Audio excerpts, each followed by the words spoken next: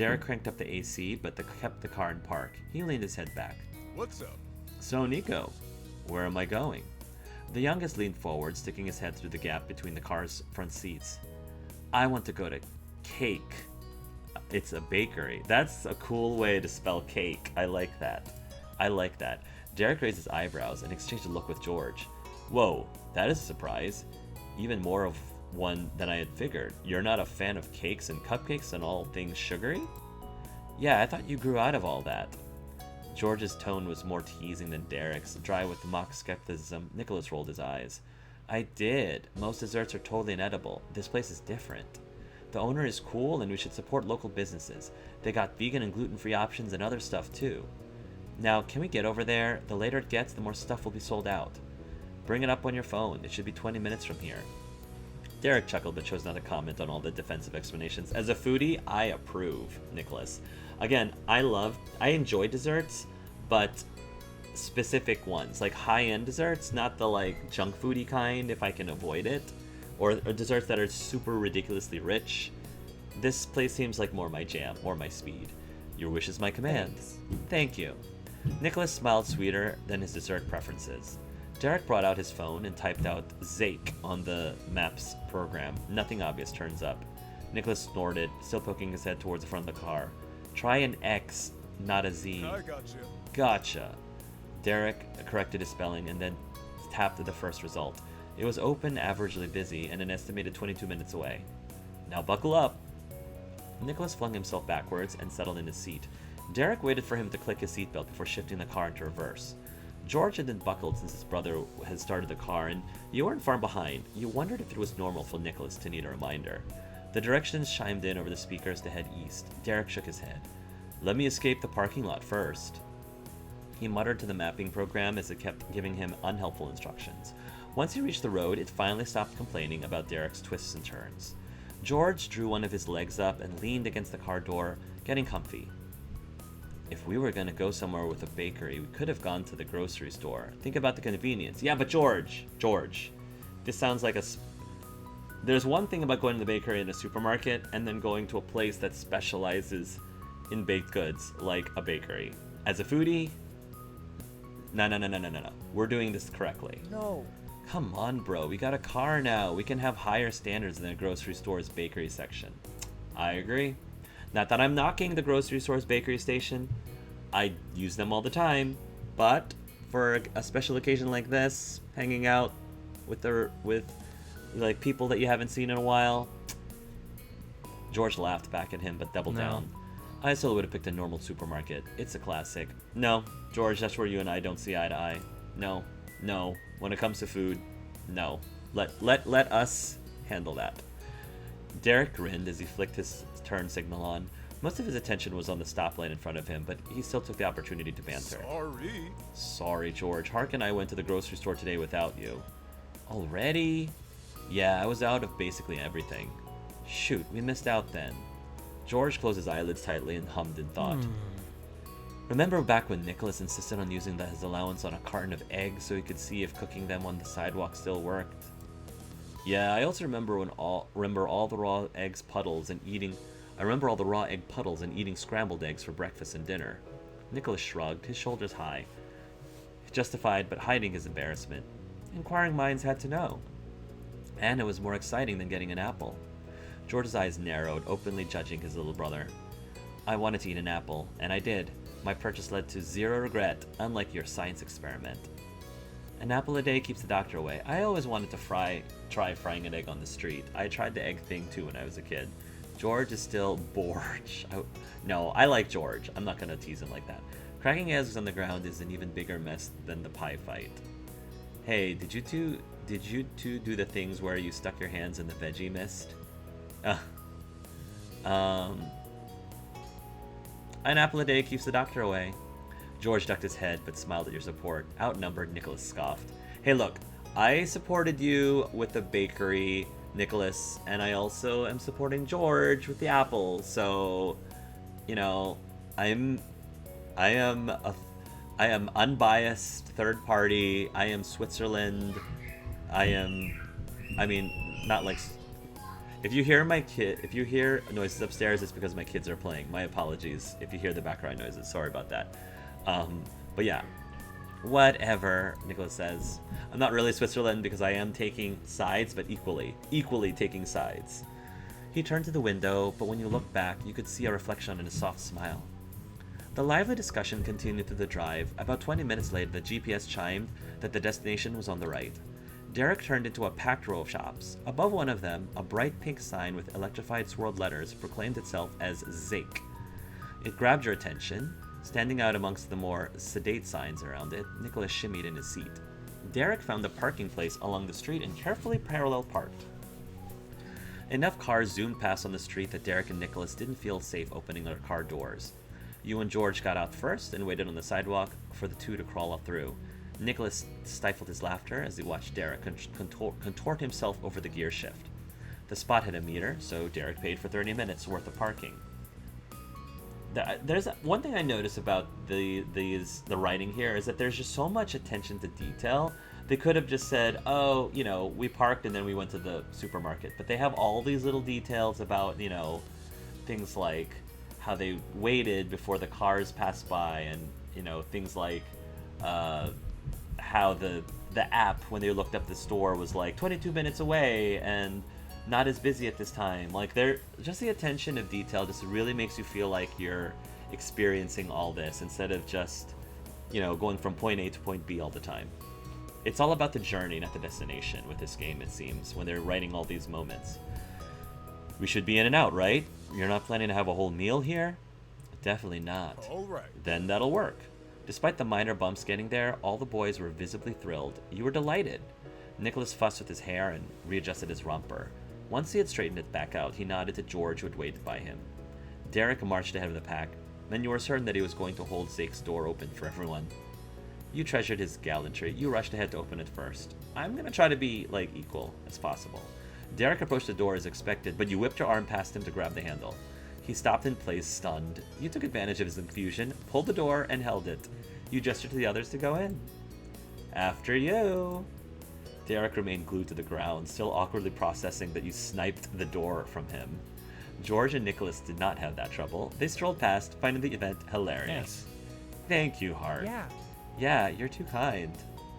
You nearly tapped your foot while waiting for Derek. Finally, he responded, raising his chin and smirking. I see how it is. I see how it is. Bring it on, baby. Bring it on. What are you going to do about it, Derek? Huh? What you going to do about it? What you going to do? Am I going to get punished? His competitive side took over. His posture relaxed in the way a tiger's did before pouncing. That is ridiculously hot. This definitely turned him on, I'm sure.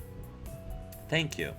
He walked in, but his sharp gaze entirely focused on you. Then he winked. You got me. Don't plan to make it a habit. Hey. No promises here, bud. You knew that only meant it wouldn't be as easy to beat him going forward. Well, that was fine with you. You followed the boys and let the door shut behind you. Oh, isn't this the place where we got our wedding cake made during the wedding DLC? I think it's the same. The swinging of the door as it closed jingled a sprightly bell. It set the tone of the place immediately, a classy yet cozy atmosphere that was full to bursting with warm and inviting scents, and most everything was some shade of pink or cream. If the owner could have made the green leaves of live plants around the room a delicate baby pink instead, you didn't doubt they would have. The four of you went over and clustered together near the front of the shop. Today's freshly made confections sat in perfectly aligned rows inside a glass display. Each had its own paper doily underneath. No other customers were inside at that time, but you weren't alone for more than a minute. The bell had announced your arrival, and the sound drew out someone from the back. They blended in with the store's style. So exactly, it had to be intentional. Their softly painted face was painted with expertly applied makeup that could rival the pristine details of the cakes on offer. That was framed by a few strands of shoulder-length pastel pink hair. The rest of it was propped into a fancy updo with floral accessories. As glamorous as the employee was, they weren't too good for a homey apron to protect their pretty clothes from messy behind-the-scenes work that lovely baked treats demanded. A shiny purple button on one strap had their pronouns printed out in the back, letters they, them. This is probably the same person that was never pictured during the wedding DLC when we were picking out our cakes, because that person also was a they them. I'm wondering if this is supposed to be the same one. I forgot the name of the person, but if this person says it, I'll probably recognize whether it was or wasn't. They greeted the small crowd with a gentle, amiable tone. Welcome to Xake. Thanks for coming by. My name's Xavier, the head baker, and I own the shop too. I think it's the same. I think this is the same person. I think it was Xavier. And maybe it was actually Xake. I have to look back at the DLC. Sup, Xavier? His reply was familiar to the point of being flippant. Nico wasn't even looking at them when he said it. He leaned lower and began perusing the daily selections up close. Hello, Nico. Your patronage is always appreciated.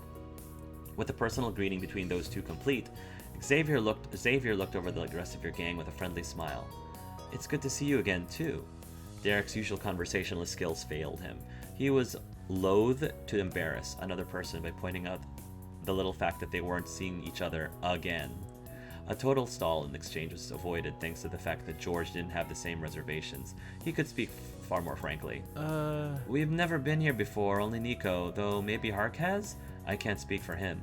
He raised an eyebrow while glancing your way. He paused this small correction to let you contribute your side concerning the bakery. You shook your head at the possibility of this being a repeat for you. As far as you know, Xake didn't even exist the last time you were in the city. Not me neither. I've never seen this place. That's what I thought. You don't know us. Xavier's grin was undaunted. That might have been a customer service skill, but Nicholas, snickering mischievously in the background, gave away that something else was like the reason for their calm reaction to George's directness. Maybe we did know Xavier from back then, and we just don't recognize them now. You Suarez brothers may not have been all together in my bakery before, but we certainly have already met, more than once. 4 eyes went wide, and 2 mouths grimaced at the same time in the same way. Xavier spoke surely and plainly. Derek and George flipped instantly from viewing them as a stranger to embarrassment over forgetting someone they should have known. And Hark, was it? I think we might be acquainted too. Okay. Your face was a perfect reflection of their shock. You were skeptical. Maybe it was a joke, and Nico and them were pulling. That made you curious. You eagerly waited to find out more. I think I might have... Let's see. It suddenly hit you what they meant. In the far reaches of your mind, you relived sitting uncomfortably in a cheap plastic chair and staring straight into those purple-brown eyes for much longer than you reasonably would with a stranger. But there was a special exception for them because they were hard at work painting a shooting star on your cheek. Oh, that's right, at the boardwalk when we got our face painted. 2 of the 3 brothers transparently inspected Xavier up and down, trying to put together how they might have met the mysterious baker who claimed to know them. Meanwhile, the youngest of the set pretended that he was still scrutinizing the desserts. But unless they had jokes hidden in the frosting, Nicholas's highly amused smirk, reflected in the glass, revealed that he was fully engaged in the conversation happening above him. I'm kind of finding it surprising that, they knew my name. They knew us by name, too. You and Nicholas were on the same page, as you were also observing the scene with amusement. It wasn't your story, so you'd patiently keep quiet about the reveal you already knew was coming.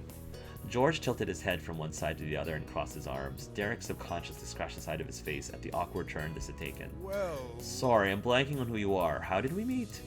Xavier's eyes fluttered closed as they primarily straightened their apron. Don't apologize. Nicholas with his hair clips and wild locks is very recognizable. He hasn't changed at all. If I only saw one of you as an adult in isolation, I doubt I would have realized who you were either. As adults? That one point jumped out at George so indistinctively he spoke it back to Xavier as if he was Nicholas mimicking Derek. Exactly. The last time we saw each other, you were at least 2 feet shorter. Xavier hovered their flattened fingers in front of them like they were resting on a counter, roughly around 4 feet high as a visual demonstration. They progressively lifted their hand up until their palm was high enough that it would have sat on top of fully grown George's head if he was closer, utilizing their tiptoes as necessary for the feat. I've always had an artist soul, but my medium wasn't always decorative pastries. My first job straight out of high school was painting faces at the big boardwalk park. Whoa! Whoa! Derek's face went alight with a flash of recognition.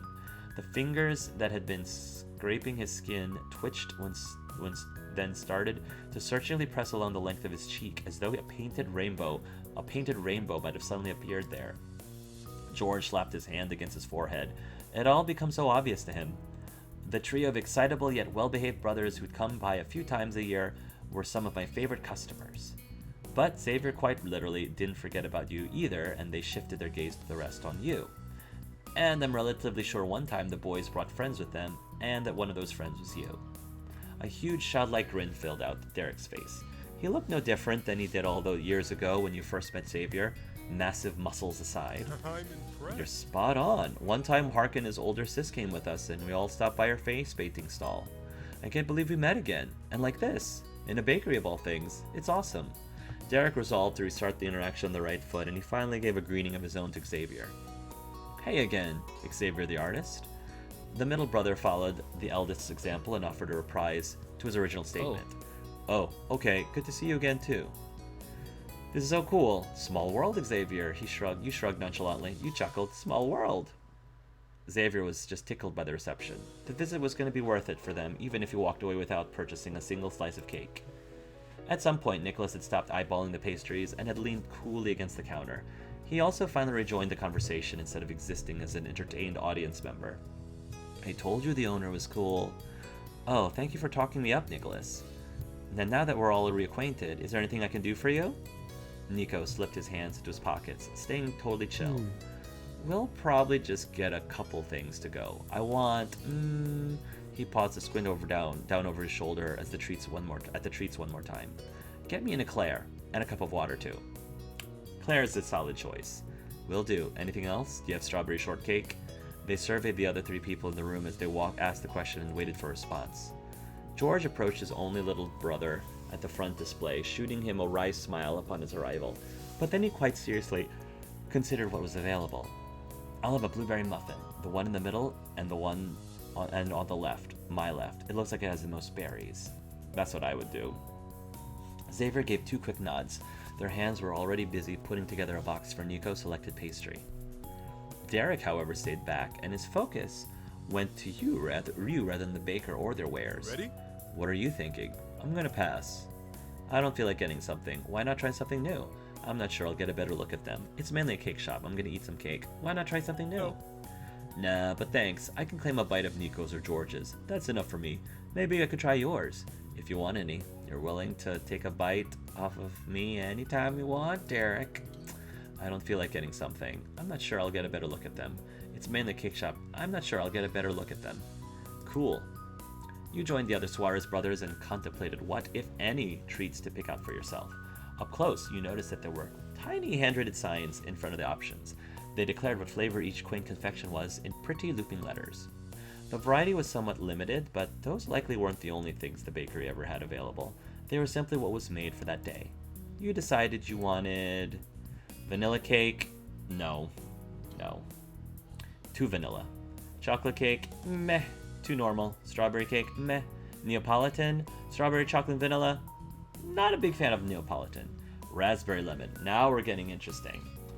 Blueberry muffin, chocolate chip muffin, a brownie, an eclair.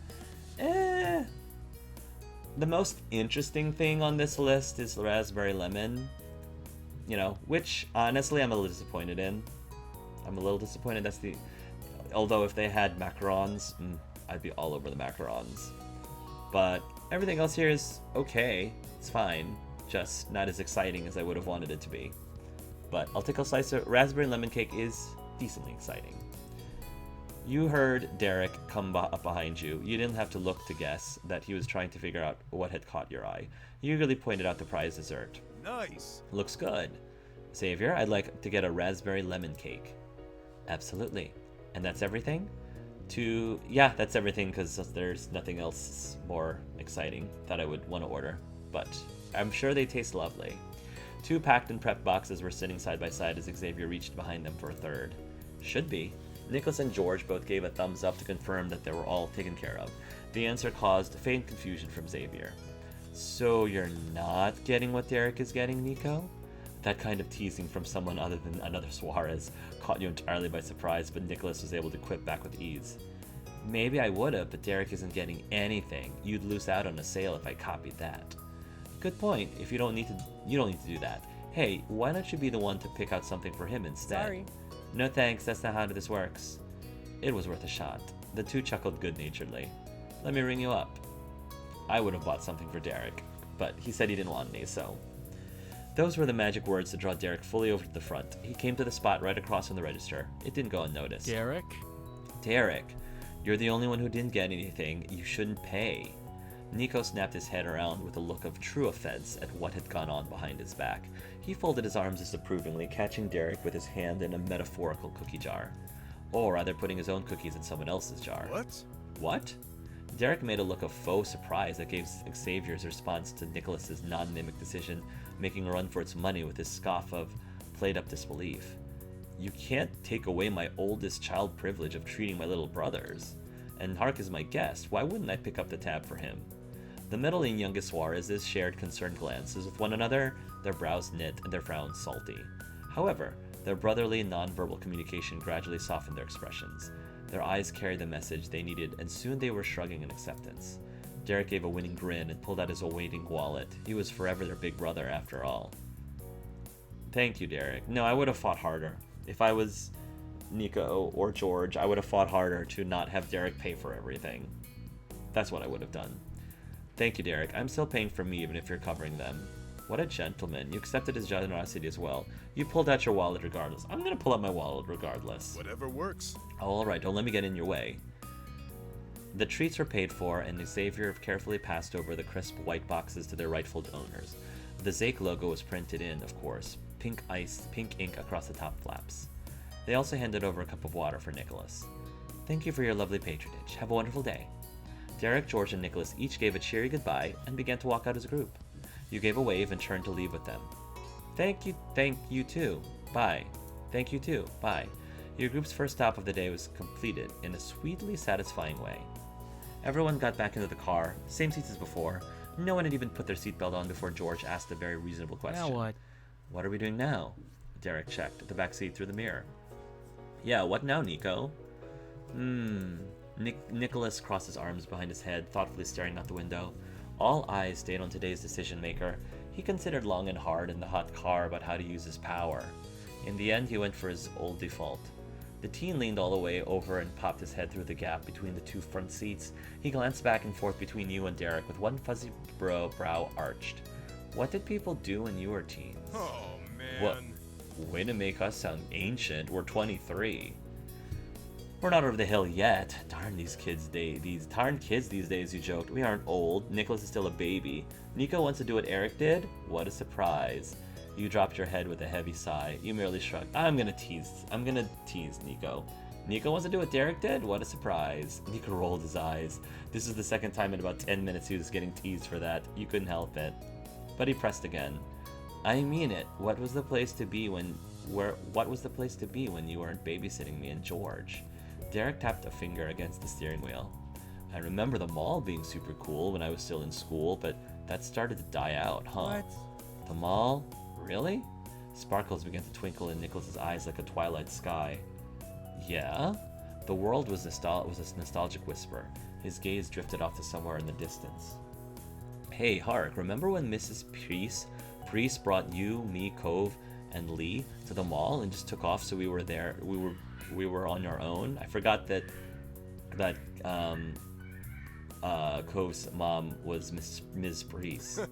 I thought that was such a bad idea, but it was a ton of fun. Of course I remember that. Those were the days. I still have no idea why she did that. Oh, I think I know what you mean. Definitely, she was cool. You smiled warmly at him. Those were the days. Totally. George shrugged a single shoulder, buckling himself in for the ride. I'm only ever gone there with Mom to get some new clothes. I don't remember it being better than any other store, but if that's what Nico wants to do, I don't mind. Let's go! Let's go!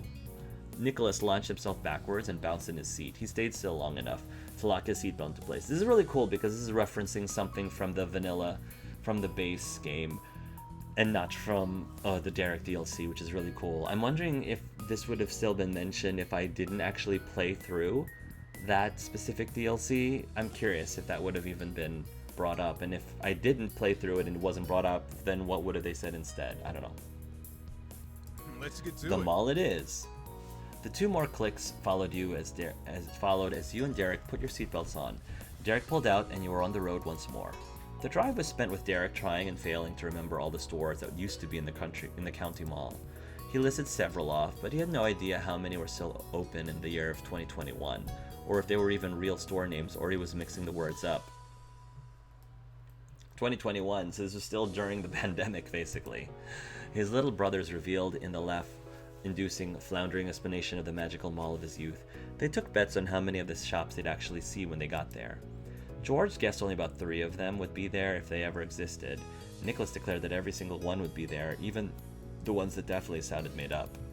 Derek, reasonable as always, went down the middle with his own recollection and guessed that you'd be able to find half of them there. You agreed with George, you agreed with Nicholas, you agreed with Derek, you announced that Derek wouldn't be right about any of them. No, I'm gonna agree with Derek. Derek assured you that you've made a wise decision. You felt good about your odds. When you rolled into the county mall's expansive parking lot, Derek was able to get a parking spot without any trouble. There were rows and rows of cracked and oil-stained slots with only a single car or two there already. See, this is the type of detail I'm talking about. Like, all of these things seem like really, like, inconsequential to the story, but that's not the point. They're just so, like, relatable. You're like, oh yeah, that's exactly like what a lot of the parking lots at the mall are like. Cracked with and oil-stained slots. Just as Derek thought, the location had lost most of its popularity as the years went on. It was at least convenient for your needs. It was probably the only place in the city where the parking wasn't jam-packed.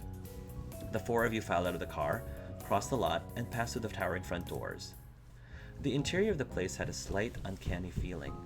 The massive structure was unchanged from when you were a teenager, but everything felt smaller, less grand than before. There were stores that you were almost certain you'd never seen there, yet there was so little to differentiate their offers and appearances from the shops of the past it made you question your memory. Well, here we are. Take it in. Wow. You wandered up and down the wide, mostly empty halls, pointing out stores Derek had made, or almost named along the way. It was a game of I Spy. The youngest brothers were quite entertained just by that. They led the pack to get the first look at whatever was ahead. Derek and you lingered behind and gave appropriate reactions whenever one of the boys shouted out a store name that matched Derek's recollection, or one that had failed to note. The 2 laughed and waved back at you while you cheered and booped and booed. What? Cheered and booed up at them. Again, I apologize if you hear joyful screaming in the background. My apologies. When you neared the end of the aisle, there was a break in the store names that could be announced. Derek used that moment to whisper a joking remark. It feels like we're babysitting again, huh? Yep, our precious big babies. Speaking of babysitting, he winked and picked up the pace. Nico and George had drifted further away from his watchful eyes, and a responsible babysitter couldn't let that happen. Your group arrived at the crossroads of the mall, where 3 separate halls of stores converged in the middle. The tiny playground of coin rides flanked by half-full candy dispensers remained the centerpiece. Oh, this is the coin ride, like, spot that I wish I had shared a ride with Derek, but I couldn't, so I ended up sharing a ride with Cove in my original playthrough. The little cars and the helicopter were far more worn down, but still intact. Derek snorted at the revelation. Man. Well, we definitely are too old for that now. I might seriously break something if I tried it to fit. Without the boisterousness of Nicholas and George to fill the space, the sounds of footsteps echoed so much louder. Derek's expression twisted and drooped bittersweetly, looking at the space. Being here now, it's not the same. Then his focus came onto his brothers, and his face snapped back to its usual optimism. So, do you guys actually want to go into any of those stores? His little brothers both turned around to stare wide-eyed at their elder. Nicholas and George were genuinely taken by surprise at the idea of behaving as regular customers. They were visiting as sightseers of an archaeological site from times long gone. Nico blinked rapidly to hydrate his eyeballs after keeping them open for so long. Then his expression slipped to an easy grin, and he put his hands on his hips. Yeah, I'll try it. He scanned the rows and rows of stores with new, refreshed eyes. A target was quickly acquired. Nicholas pointed an outstretched hand at a black-walled skater shop. I want to look at that one. George had come to face an entirely different direction. He had mulled over the suggestion silently and was gazing with consideration at a bookstore with huge glass windows that showed off not only the books on sale, But other wares like board games and figurines, that's more my jam, is bookstores, books and comic book stores. The unspoken difference in opinion didn't escape Derek's attention. He spoke with full authority, truly dusting off those old babysitter instincts. Hey, this doesn't mean I want you guys going off on your own. You're not little kids, but